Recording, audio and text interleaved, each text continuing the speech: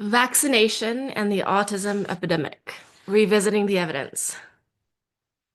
Autism spectrum disorder, ASD, has risen from a rare condition a few decades ago to a common developmental disorder today.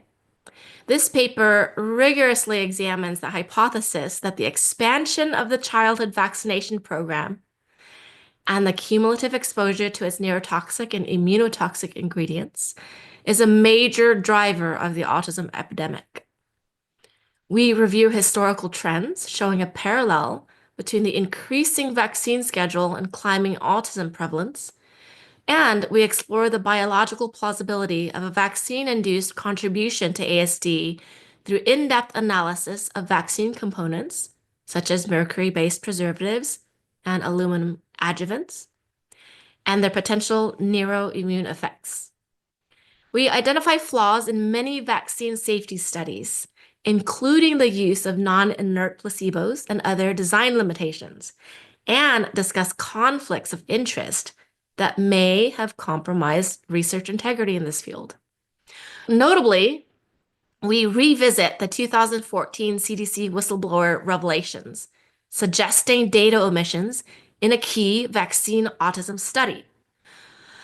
Additional clues from biomedical treatments for autism, including evidence of improvements when underlying toxic and immune abnormalities are addressed, provide further support for a causal link.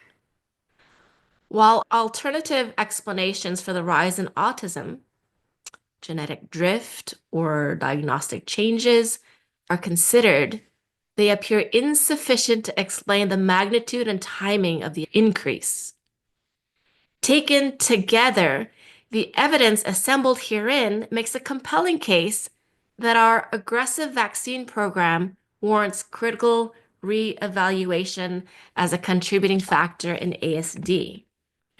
We conclude with recommendations for future research and policy reforms to ensure vaccine safety and restore public trust, with the ultimate goal of protecting children's health while preserving the benefits of immunization.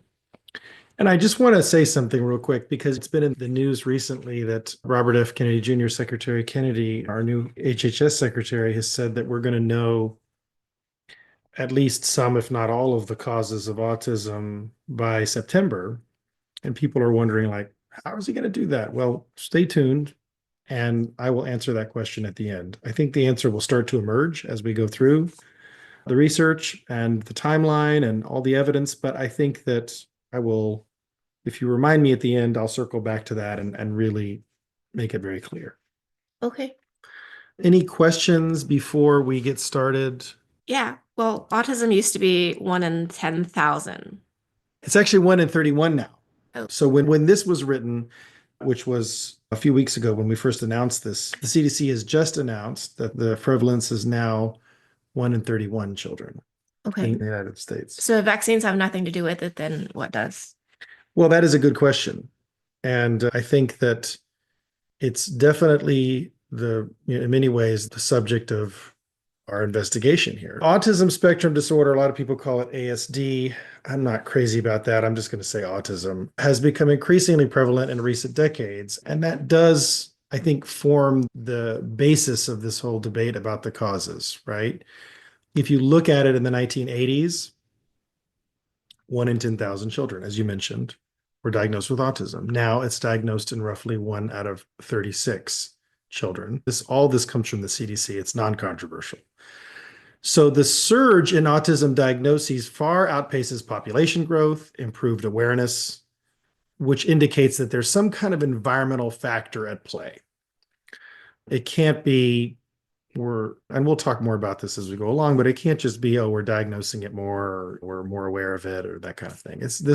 There's something environmental that's going on that is causing this. So during the same period that the autism rates have climbed, the routine childhood vaccination schedule expanded dramatically, which exposed infants to many more vaccine doses and ingredients than in earlier generations. So it's not just the antigen that they're getting exposed to, the viral or bacterial antigen, In fact, I think we've had some people argue about how good those studies are. That's not really my intention, and certainly not our intention. I think in this presentation, this paper was really not to necessarily pick apart the studies that have looked at, say, the MMR vaccine or the Tdap vaccine, and is that linked to autism? It's really to look at the overall program of 74 vaccinations over the course of 18 years and climbing, because now we've got the COVID vaccine added in there, at least 3 doses. Madness. But anyway, is the program of vaccination ultimately what's leading to this increased risk of autism? And what could be that mechanism? So, as we've seen this schedule expand dramatically, we've seen also at the same time infants obviously getting exposed to more vaccine doses and more ingredients than earlier generations. And so that temporal overlap has led not just parents, but also researchers to question whether aspects of the immunization program, particularly, again, this cumulative exposure to certain vaccine components that are probably things that are consistent between most, if not all, of the vaccines, could be contributing to this rise in autism. So, public health authorities, mainstream medical organizations have largely dismissed this vaccine autism connection. I think that goes without saying almost, but it's worth repeating just so people understand. I'm not trying to gaslight anybody. I get that you hear probably the long discredited link between vaccine and autism on an almost daily basis, especially if you're listening to health news like I do. But those claims basically point to a collection of epidemiological studies that appear to show no association. They're often attributing the spike of autism to broader diagnostic criteria, better recognition.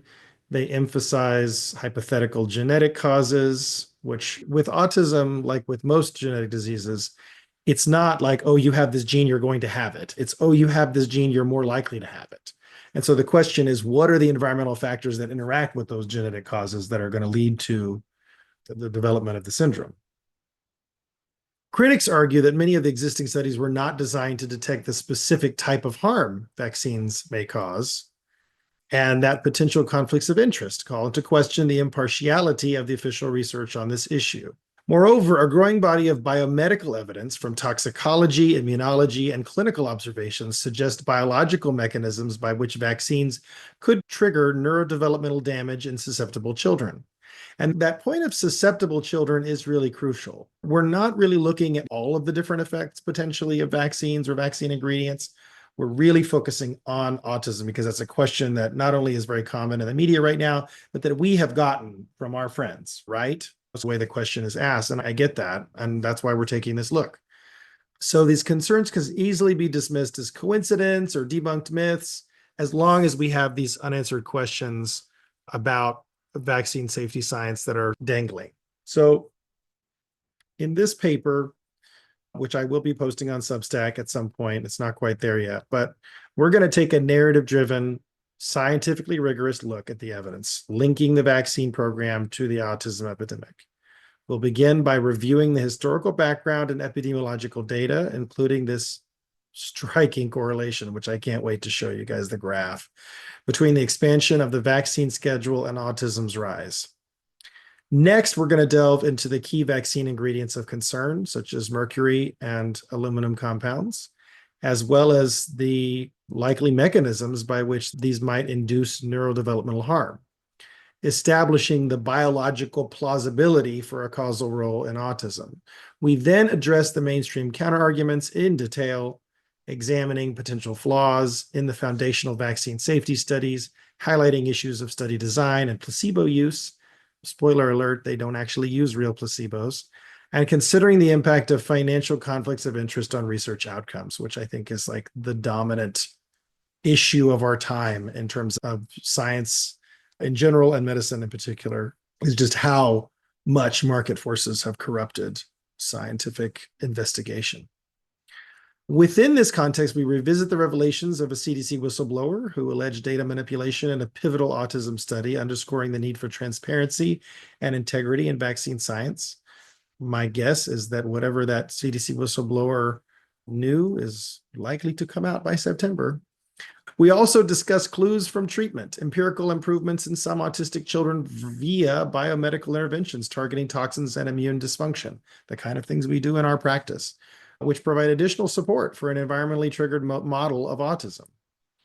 So after weighing alternative explanations for the autism increase against the vaccine hypothesis, we'll be outlining future research directions, policy reforms needed to put this debate to bed.